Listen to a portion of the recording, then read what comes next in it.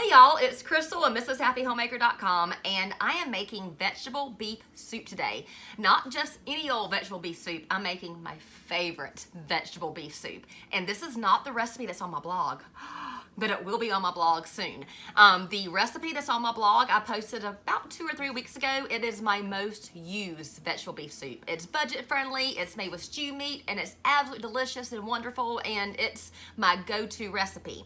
But when I have a few more pennies to spend, or I have a little more time to dedicate to it, this is the stew. And what makes it so good is that it's made with short rib bones. The stock is made with short rib bones. It makes this just like wonderful, rich broth, and it's just unbelievably good. So last night I made short ribs for dinner. If you follow my stories on Instagram or Facebook, then you saw me putting them together and you saw me devouring them, and then you saw me before I went to bed. I put my bones from the short ribs in my crock pot, and I covered it with water, and I put it on low, and I let it cook overnight in my crock pot. And then this morning, it's this beautiful, beautiful, dark, rich, gorgeous broth, and that is going to be the base, the secret, the best thing about this stew.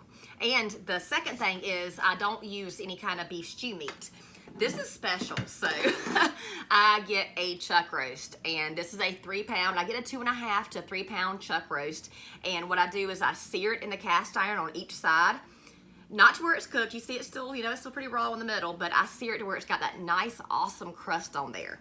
And then I put it inside my broth, and I let it cook and melt down and get just all magical. And I wasn't gonna make a video at first, and I said, hey, what the heck, I'm gonna make a video real quick. So I've already added a couple things to my stock. And just a quick overview: to make the stock, took the short rib bones, covered it with water inside my crock pot, put it on low, cooked it all night long, took the bones out. Beautiful beef stock.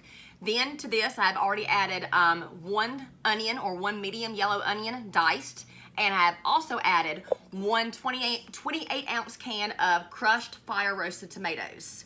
Now I'm gonna continue adding a couple of things. I have 3 potatoes that I have peeled and I have chopped into dices. I'm gonna add that in here. I'm gonna add a couple of stalks of celery, diced real small, with the leaves, because that's the most flavorful part right there. I'm gonna add a couple of bay leaves. One more.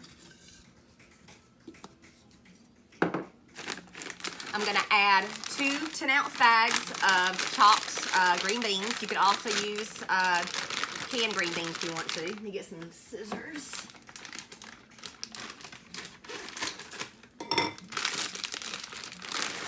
So there's 1.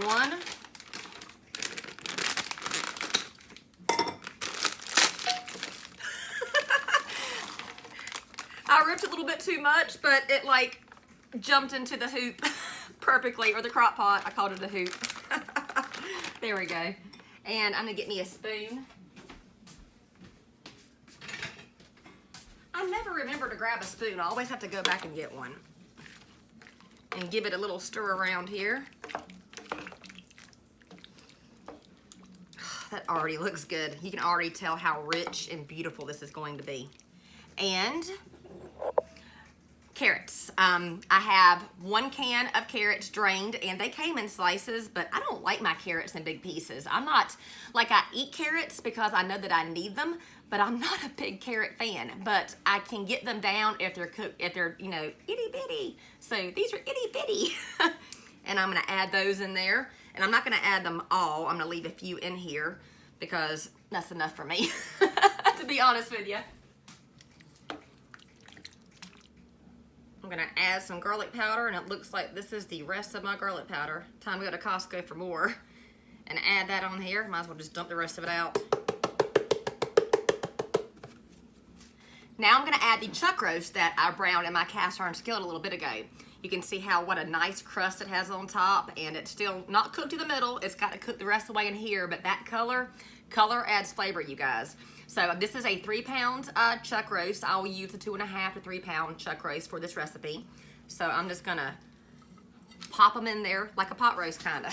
I'm Use my tongs and push him down in there a little bit.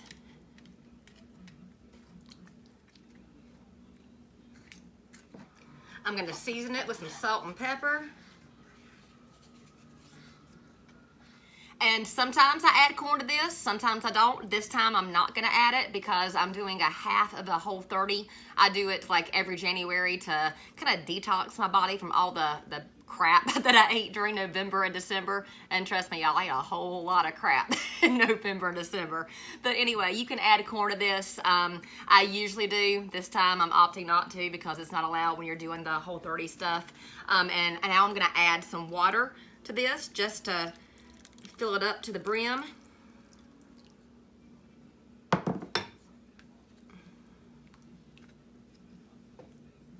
All right, so I'm gonna put my lid on and set it on high for 1 hour, and then just give it a little bit of a jump start, and then I'm gonna set it down to low and cook it for the rest of the day, 6-8 hours, until the chuck roast has, started to fall apart, and then I'll give it a stir and mix it all in. And when it is done, I will come back and post a picture in the comments or a video in the comments or something of that so y'all can see the finished product.